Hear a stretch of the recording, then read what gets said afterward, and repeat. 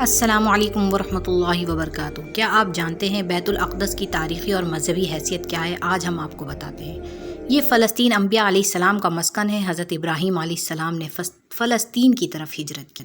اللہ تبارک تعالیٰ نے حضرت لوط علیہ السلام کی قوم کو اس عذاب سے نجات دی جو ان کی قوم پر اس جگہ نازل ہوا تھا۔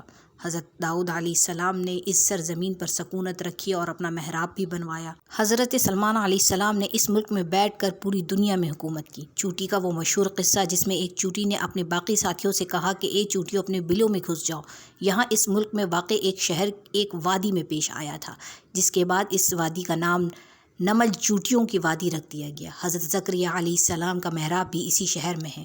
حضرت موسیٰ علیہ السلام نے اس ملک کے بارے میں اپنے ساتھیوں سے کہا، اس مقدس شہر میں داخل ہو جاؤ۔ انہوں نے اس شہر کو مقدس، اس شہر کے شرک سے پاک ہونے اور انبیاء علیہ السلام کا مسکن ہونے کی وجہ سے کہا۔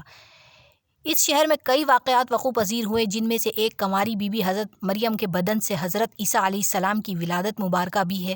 حضرت عیسیٰ علیہ السلام کو جب ان کی قوم نے قتل کرنا چاہا تو اللہ تبارک تعالیٰ نے اسی شہر میں حضرت موسیٰ علیہ السلام کو آسمان پر اٹھا لیا تھا۔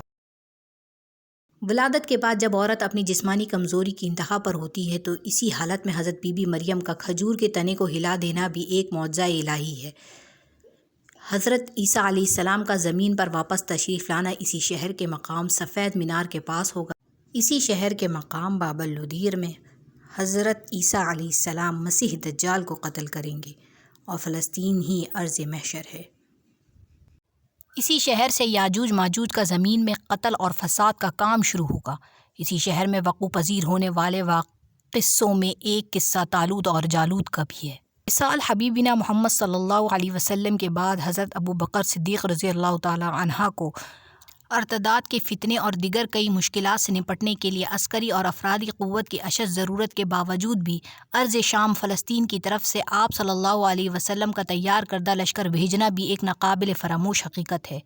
اسلام کی سنہری دور فاروقی میں دنیا بھر کی فتوحات کو چھوڑ کر محض فلسطین کی فتح کے لیے خود سیدنا عمر کا چل کر جانا اور یہاں جا کر نماز ادا کرنا بھی اس شہر کی عظمت کو اجاگر کرتا ہے۔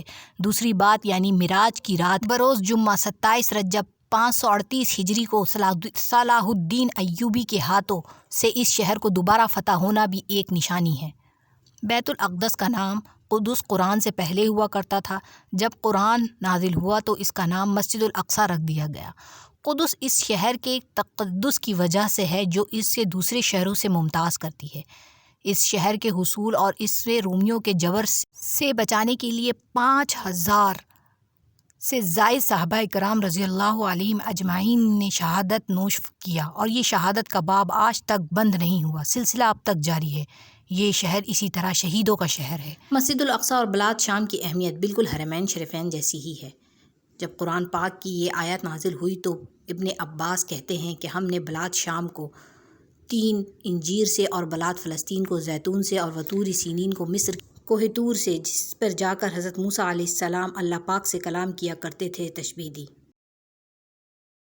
فلسطین کی عظمت کا اندازہ اس بات سے بھی لگایا جا سکتا ہے کہ یہاں پر پڑھی جانے والی ہر نماز کا اجر 500 گنا بڑھا کر دیا جائے۔ آخر میں اللہ پاک سے دعا ہے کہ ہمیں اس مشکل وقت سے نکالے اور ہماری مدد فرمائے۔ آمین۔ اللہ نگہبان۔